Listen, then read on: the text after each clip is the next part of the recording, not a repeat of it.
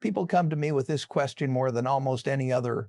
They sit down across from me and they lean forward with this very serious look on their face and they say, Warren, stocks or real estate, which one is better? And I look at them, I pause for a moment and I think to myself, you are asking the wrong question entirely. You've been asking the wrong question your whole life.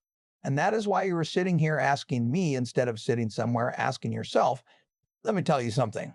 I have owned both. I have owned farmland in Nebraska since 1986, bought it for $280,000 from the FDIC after the farm crisis nearly destroyed the agricultural economy of the entire Midwest. I have owned the building that houses Berkshire Hathaway's offices for decades. I have allocated hundreds of billions of dollars into publicly traded companies over 70 years of active investing. And here is what I know with absolute certainty. After all of that, the debate itself is a trap. It is a beautiful, shiny trap that keeps ordinary people busy arguing about the vehicle while completely ignoring the engine. The engine is compounding, and most people have never truly understood what compounding means. Not really. Not in their bones. They have heard the word. They have nodded along. When someone explained it at a dinner party, but they have never sat alone in a quiet room and truly reckoned with what it means when time and return and patience collide at the right angle today. I am going to show you that angle. I am going to show you what I call the compounding edge. It is not the edge you think it is. It is not simply about picking the right asset class. It is about understanding 5 specific differences between these two vehicles that almost nobody talks about, honestly. 5 differences that when you truly understand them will change how you think about every dollar you own for the rest of your life. Now, let me warn you about something before we begin these. Ideas are not complicated. A reasonably intelligent 12-year-old could understand every word I am about to say, but understanding them and actually living by them are 2 entirely different things. The gap between understanding a truth and having the discipline to act on it consistently for 20 or 30 years, that gap is where most people's financial lives go to die, so pay close attention and let us begin. The first thing I want to talk about I call the invisible reinvestment machine. Let me paint you a picture. Imagine you own a house worth $300,000. It generates $2,000 a month in rental income. That is $24,000 a year in gross income. Now, I want you to think carefully about what happens to that money you collect the rent check, and then immediately, before you can do anything else, the machine starts eating it. The property taxes take their bite. The insurance takes its bite. The vacancy months take their bite, and vacancy will happen. Do not let anyone tell you otherwise. The maintenance takes its bite. The water heater that dies on Christmas Eve, the roof that needs replacing, the tenant who disappears and leaves the place looking like a war zone. By the time you have paid all of that, your $24,000 in gross rent has become something considerably smaller. And here's what matters most. Whatever net income remains, you now have a decision to make. Do you want to reinvest it? Because if you do, you have to go find another property. You have to negotiate another purchase. You have to arrange another mortgage. You have to manage another tenant relationship. The friction cost of reinvestment in real estate is enormous. It is enormous in time and transaction costs, in emotional energy, in opportunity costs. Now compare that to what happens when Berkshire Hathaway earns $1 profit. That dollar does not leave the building. It stays inside the machine. It gets quietly, automatically, frictionlessly redeployed into the next best opportunity. I can find no closing costs, no property inspections, no tenant negotiations, no 30 days on the market. The compounding engine in a great business or in a great index fund runs continuously with almost zero mechanical friction. And over time, friction is not a minor inconvenience. Friction is a wealth killer. Let me give you a number to make this concrete. The average real estate transaction costs between 5 and 8% of the property value just to buy and sell on a $300,000 property that is $15,000 to $24,000 gone before the investment has earned a single dollar if you are holding for 5 years. That friction cost drags your annualized return down by 1 to 2% every single year over 30 years of investing. 1 to 2% per year is not a rounding error at 10% compound growth. $100,000 becomes $1.74 million in 30 years at 8% compound growth. That same $100,000 becomes $1.06 million. The friction dollars. The friction is the difference between $1.74 million and $1 million. I watched people in the 1990s trade in and out of real estate, paying closing costs and agent commissions every few years, absolutely convinced they were building wealth and they were building something, but they were building it much more slowly than they understood, because every time you break the compounding chain, you do not just lose the transaction cost, you lose all future compounding that would have grown. On top of that transaction cost, you lose the compounding of the compounding, and that is the number nobody ever shows you. Here is your assignment for this first idea tonight. I want you to take every property you own or are considering buying and calculate the true all-in friction cost. Not just the purchase price, the closing cost, the ongoing maintenance reserve, the vacancy rate, the management fees if you use a property manager, the transaction cost when you eventually sell, and ask yourself honestly, what rate of return do I actually need to justify all of this friction? And compare that to what a low-cost index fund has returned with near zero friction over the same time horizon. I am not telling you the answer will always favor stocks. I am telling you that most people have never honestly run this calculation, and the ones who have are often surprised by what they find. The second difference I want to discuss I call the leverage illusion. Now, this one is going to feel uncomfortable because I am about to challenge something that most real estate investors consider their greatest advantage, and that is the ability to use other people's money, the ability to put down $60,000 on a $300,000 property and control the entire asset to gain exposure to the full appreciation of $300,000 with only $60,000 of your own capital. This sounds extraordinary, and in certain conditions it is. But I want you to understand something about leverage that most people conveniently ignore when they are telling you about their real estate returns. Leverage does not increase your rate of return. It amplifies whatever return the underlying asset produces if the underlying asset appreciates. Leverage makes you look like a genius if the underlying asset depreciates. Leverage turns a mistake into a catastrophe. I watched this happen in 2008 with a clarity that was almost painful. I watched people who had built what they genuinely believed were real estate empires, multiple properties, all leveraged, all depending on continued appreciation and continued rental income. And when the market turned, they did not lose their investment. They lost everything they had and then some, because leverage works in both directions with equal ferocity. But here's the subtler point that almost nobody discusses. When people compare real estate returns to stock market returns, they almost always compare the leveraged real estate return to the unleveraged stock market return. They say, my property went from $300,000 to $450,000 in 10 years. That is a 50% return, while the stock market only returned 130% over the same period. But wait, they put down $60,000 on that property. So their actual cash on cash return is much higher than 50%. And they say, you see, real estate wins. But this comparison is not honest, because you can also use leverage in the stock markets. You can buy stocks on margin. The reason most sophisticated investors do not is that margin calls in a stock portfolio can force you to sell at exactly the wrong moment.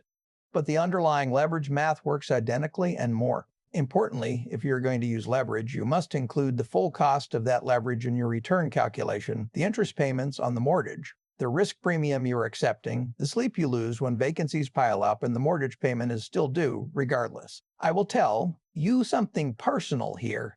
I do not like leverage. I have never liked leverage, not because I do not understand how it works, but because I understand exactly how it works. Charlie Munger used to say that there are only 3 ways a smart person can go broke: liquor, ladies, and leverage, and he was only partly joking, because leverage introduces a risk that has nothing to do with the quality of your investment decision. It introduces the risk of timing. It introduces the possibility that a perfectly correct long-term investment thesis destroys you in the short term, simply because the debt comes due before the thesis plays out. And I have never wanted to be in a position where a perfectly correct idea could still kill me. Here is your assignment for this second idea. I want you to calculate your real estate returns, or any real estate investment you're considering, using 2 different methods. First, calculate the leverage return, including all debt service costs. Then calculate what your return would be if you had put the full purchase price in cash. Compare those 2 numbers. Honestly, then ask yourself this question: am I actually earning a superior return on the underlying asset, or am I simply amplifying a mediocre return through leverage and calling myself a real estate genius? The answer to that question will tell you a great deal about where you actually stand. The third difference I want you to understand I call the attention tax. I have been asked many times what the biggest hidden cost of real estate investing is, And most people expect me to say taxes or vacancies or maintenance, and those are all real, but the answer I always give surprises people. I tell them the biggest hidden cost is time, specifically the time and mental energy that active real estate management permanently extracts from your life. Let me tell you about two men I know. I will call them Thomas and Richard Thomas. Owns 12 rental properties across 2 cities. He spent 15 years building this portfolio. He is worth about $3.5 million on paper, and he works, not occasionally, not casually, but genuinely works somewhere between 20 and 30 hours a week, managing this empire: tenant disputes, maintenance coordination, lease renewals, insurance claims, city inspections, refinancing decisions. It never ends. He tells me he loves real estate. But when I look at his eyes when he says it, I do not always believe him.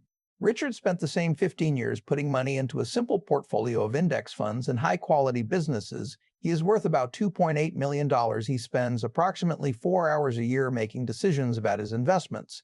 4 hours. Now, I want you to think carefully about this comparison, because most people look at those two numbers, $3.5 million versus $2.8 million, and declare Thomas the winner. But what is the value of 25 hours a week for 15 years if Thomas had taken those hours and applied them to his primary business, his career, his relationships, his health, his creative pursuits? What would the compounding value of that time and attention have been? And here's the thing about attention that most people do not understand. Attention is not renewable in the way that money is. Money that you lose can be earned back through compounding. Attention that you spend on tenant disputes and leaky roofs is gone forever. It does not compound. It does not return with interest. It simply leaves your life and never comes back. I chose very early in my life to concentrate my attention, to point it at the things I was genuinely exceptional at, to ruthlessly protect it from everything else. I live in the same house I bought in 1958 for $31,500, not because I cannot afford something larger, but because a larger house would require more attention to maintain, and my attention is worth more than the status signal of a bigger house. This is what I mean when I say the great wealth is often built through subtraction rather than addition. Most people think wealth building is about doing more things, more properties, more deals, more strategies, more complexity. But in my experience, the most important wealth building decisions I ever made were decisions about what not to do, the opportunities I declined, the complexity I refused to introduce into my life, the attention I refused to spend on things that did not deserve it. Real estate at scale almost inevitably demands your attention in ways that structured investment portfolio does not, and that attention tax compounds just as surely as money compounds, only in the wrong direction. Here is your assignment for the attention tax. I want you to track for the next 30 days every hour you spend thinking about, managing, worrying about, or discussing your real estate investments, not just the hours of active work, the hours of passive mental occupation as well, the shower thoughts about the problem tenant, the dinner conversations about the refinancing decision. All of it added up at the end of 30 days, multiply by 12 to get an annual number. Then ask yourself what the opportunity cost of those hours truly is, and ask whether the return you are earning justifies that cost. The fourth difference I want to discuss is perhaps the most important of all. I call it the liquidity trapdoor. Let me give you a thought experiment. Imagine it is March of 2009. The financial crisis is at its absolute worst. The stock market has fallen 50% from its peak, and I come to you and I say, here is the single best investment opportunity of your lifetime. And I tell you what I told the readers of New York Times in October 2008. I am buying American stocks. Everything is on sale. The finest businesses in the world are available at prices that will look absurd in 10 years. And you want to participate, but every dollar you have is locked inside a piece of real estate that you cannot sell in 30 days without taking a catastrophic loss, because real estate markets do not reprice instantly like stock markets do. When real estate falls, it falls slowly and stickily. Sellers refuse to accept reality. They pull their listings rather than drop their prices. The market simply freezes, so you cannot liquidate your position to take advantage of the opportunity. You are sitting on $800,000 of real estate equity that you cannot access at the exact moment when $800,000 in liquid capital would be most transformative. This is the liquidity trapdoor, and it opens without warning at the exact worst moment, because crises do not schedule themselves conveniently around your liquidity position. They arrive when they arrive, and the investors who have liquid capital available during a crisis are the ones who make the generational returns. The ones who are locked into illiquid assets can only watch now. I want to be fair here. There is a flip side to this. The illiquidity of real estate also protects many ordinary investors from their own worst impulses. Because if you could sell your rental property in 30 seconds with a tap on your phone, many people would sell it during every temporary panic, and that behavioral protection has real value.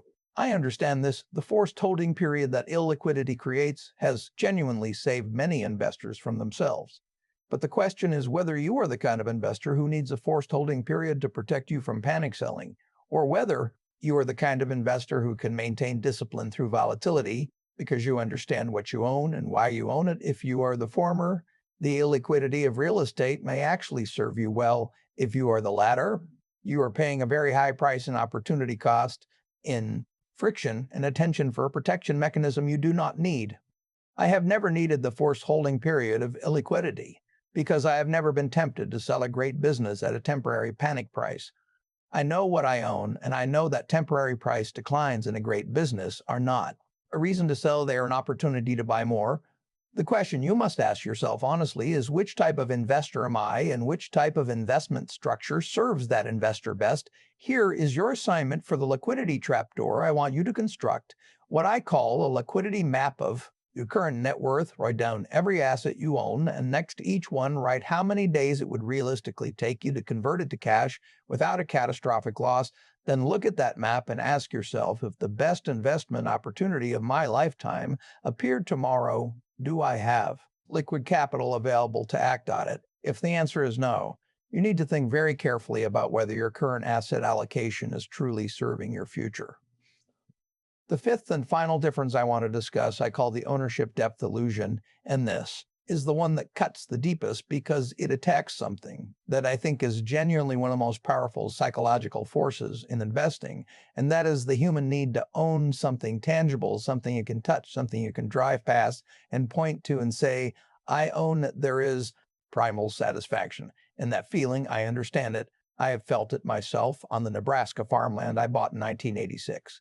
I can drive past those fields and feel a connection to the land that is genuinely different from the feeling I get looking at a stock certificate. But here is what I want you to understand about that feeling. It is not evidence of superior investment quality. It is a psychological bias.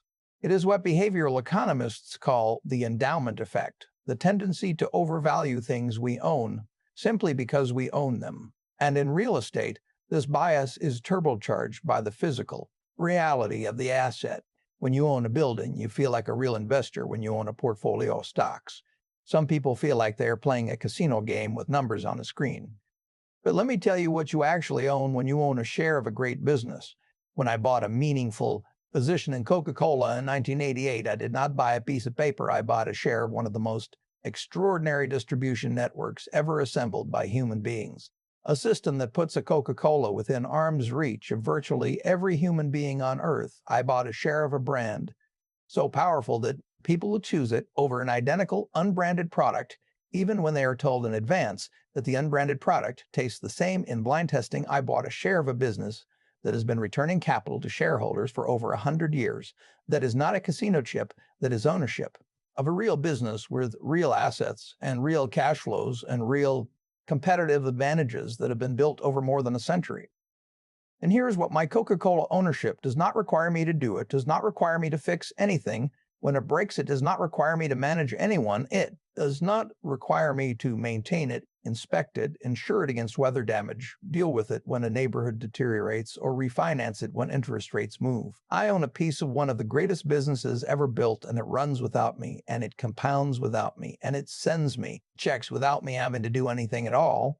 I call this the difference between ownership depth and ownership burden. Real estate gives you the feeling of depth, the tangible, physical, visceral sense of owning something real, but it often comes packaged with a burden that gradually, quietly, steadily erodes the return. A great business gives you genuine depth of ownership, real assets, real cash flows, real competitive moats without the burden, and yet because you cannot drive past it, because you cannot touch it, because the ownership is represented by numbers on a screen, many people systematically underestimate the quality of what they own and systematically overestimate the quality of what they can touch. Here is your assignment for this final idea. I want you to take the most important real estate investment you own or are considering and spend 30 minutes genuinely analyzing the business behind it. What is the actual competitive advantage of this specific property in the specific location? What happens to its value? If the neighborhood changes in ways you cannot predict, what happens to its cash flow? If a major employer leaves the area, what are the true barriers to competition? Could someone build an identical property nearby and undercut your rents, and then spend 30 minutes analyzing a business you own or are considering? And ask the same questions with the same rigor. You may be surprised to discover which one has the deeper, more durable competitive advantages, and which one is simply masquerading as depth through the illusion of physical ownership. Tip. Now I want to step back from all of this tactical analysis because I have been giving you frameworks and numbers and assignments, and those things matter, but there is something that matters more, and I want to talk about it directly. I've been in this game for over 70 years, and I have sat across the table from people who made the right real estate decisions and the wrong stock decisions, and I have sat across the table from people who made the right stock decisions and the wrong real estate decisions. And in all of that time, the single biggest determinant of financial outcomes was never the asset class. It was never stocks versus real estate. It was the behavior of the investor. I have watched people take a structurally superior investment vehicle, a low-cost index fund, a great business at a fair price, and destroy it through impatience, panic selling, overtrading, and emotional decision-making. And I have watched people take a structurally inferior investment vehicle, a moderately overpriced rental property in a mediocre market, and turn it into genuine wealth through patience, discipline, consistent reinvestment, and the refusal to panic the asset class as the engine. But you are the driver, and a world-class engine with a panicked driver will lose to a modest engine with a calm and disciplined one every single time. I want you to imagine something for a moment. I want you to imagine yourself at 90 years old, sitting somewhere quiet, and you are thinking back over the financial decisions of your life. You are not going to be thinking about whether you picked real estate or stocks. You are not going to be congratulating yourself for choosing the theoretically superior vehicle. What you are going to be thinking about is whether you had the patience to stay in the game long enough for compounding to work, whether you had the discipline to live below your means and invest the difference consistently for decades, whether you had the courage to act when others panicked and the restraint to wait when others were reckless. And perhaps most importantly, you are going to be thinking about whether the financial freedom you built actually gave you the thing that money is supposed to provide, which is not more money, but time with the people you love, time doing work that feels meaningful, time to be fully present in your own life instead of spending it managing problems and chasing returns. I have everything I need. And what I value most is not the portfolio, it is the freedom to spend every day doing exactly what I love with people. I genuinely care about money. Did not give me that. Directly what money gave me was the freedom to choose, and the compounding edge, the real compounding edge that nobody talks about, is that freedom, the ability to say no to things that do not deserve your time, the ability to act when the opportunity demands it, the ability to wait as long as necessary for the right pitch. That is the edge. Not stocks versus real estate, not leverage versus no leverage, not tax efficiency versus appreciation potential. The edge is the freedom to operate from a position of patience and strength rather than fear and urgency. And you can build that freedom with either vehicle if you build it correctly and manage yourself with discipline. Or you can destroy it with either vehicle if you let your psychology master you. So let me bring this together. We talked about 5 things. Today we talked about the invisible reinvestment machine. The friction costs that quietly destroy returns every time you break the compounding chain. We talked about the leverage illusion, the way that amplified returns on the upside create the false impression of a superior underlying asset. We talked about the attention tax, the hidden compounding cost of the mental energy that complex real estate portfolios permanently extract from your life. We talked about the liquidity trapdoor, the way illiquid assets lock you out of generational opportunities at the exact moments when liquid capital matters most. And we talked about the ownership depth illusion, the psychological trap of overvaluing tangible assets and undervaluing the genuine depth of ownership. In a great business, none of these ideas are complicated. Every one of them is simple enough to explain to a child, but executing on them truly restructuring how you think and how you allocate your capital and your attention based on these ideas that requires something that most people are not willing to give it, requires honesty about your own behavior. It requires the humility to challenge beliefs that may have governed your financial life. For years or decades, it requires patience that our culture actively works to destroy in you every single day. Most people will watch this and nod and feel a moment of clarity, and then they will go back to arguing about real estate versus stocks. At the next dinner party, do not be that person, take one thing from today, just one, and act on it. Run the friction calculation on your real estate, build the liquidity map of your net worth, track your attention for 30 days, pick one and do it today, not next week, not when you have more time today, because the compounding edge is not a strategy you implement once. It is a discipline you practice every single day, and the best day to start is always the same day it is today. Information without action is useless wisdom. Without execution is vanity. You know what to do now. Go do it. That is all. Thanks for watching.